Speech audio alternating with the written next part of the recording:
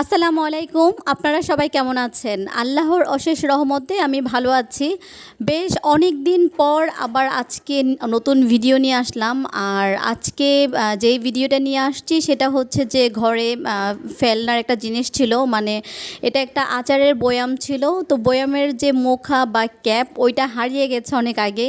তো আমি ভাবছিলাম আসলে এটা দিয়ে কি করা যায়, ঘরেও ছিল, ভাবলাম যে থাক, তারপর রেখে দিয়েছি আমি আমার কাছে, সত্যি কথা বলতে, যে থাক, কখনো হয়তো কোনো প্রয়োজনে কাজে লাগাতে পারবো, কোনো প্রয়োজনে লাগাতে পারবো।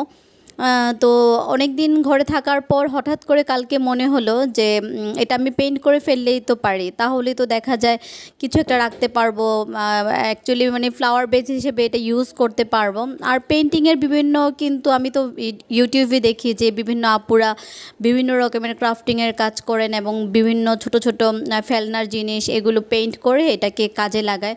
তো আমার কাছে কিন্তু দেখতে, সত্যি কথা বলতে, ভীষণ ভালো লাগে এবং আমি অনেক বেশি ইন্সপায়ার হয়ে এইসব ভিডিও দেখে।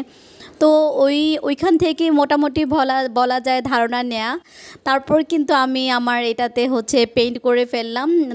তো আমি প্রথমে হচ্ছে কৌটাটাকে খুব ভালো করে, বয়ামটাকে খুব ভালো করে ধুয়ে তারপর হচ্ছে শুকিয়ে নিয়েছি। তারপর আমি এটার উপরে হোয়াইট পেস্ট ইউজ করেছি, যেটা হচ্ছে সাদা রঙের, সেটার নাম হচ্ছে হোয়াইট পেস্ট। তো অনেকেই হোয়াইট পেস্ট চিনবেন না, অ্যাকচুয়ালি আমি যেহেতু পেইন্টিংয়ের কাজ করি ফ্যাব্রিক্সে, তো আমার এই রঙগুলো সবসময় বাসায় থাকে। আর হোয়াইট পেস্ট হচ্ছে যে ফ্যাব্রিক্সে যখন গাঢ় কোনো কালার কাপড় থাকে, সেই কাপড়টাতে রং করলে তো সেটা ফুটে ওঠে না। তো এই কাপড়টাতে পেইন্ট করার পর যেন ফুটে ওঠে, সেজন্য এই হোয়াইট পেস্ট দিয়ে বেইজের কাজটা করা হয়।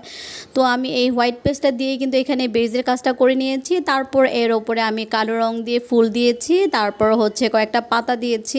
মানে আমার কাছে, আমার মনে যেই ডিজাইনটা আসছে না কেন, আমি এই ডিজাইনটাই কিন্তু এখানে মানে করেছি, ফুটিয়ে তোলার চেষ্টা করেছি। তারপর আমার কাছে ছিল গোলাপি কালার রং, সেই গোলাপি কালার রংটা দিয়ে কিন্তু আমি ছোটো ছোটো ফুল করে নিয়েছি। তবে বাস্তবে কিন্তু সত্যি কথা বলতে অনেক বেশি সুন্দর লাগছে, যেটা হচ্ছে এইখানে এত সুন্দর লাগছে না বা এত ফুটে উঠছে না।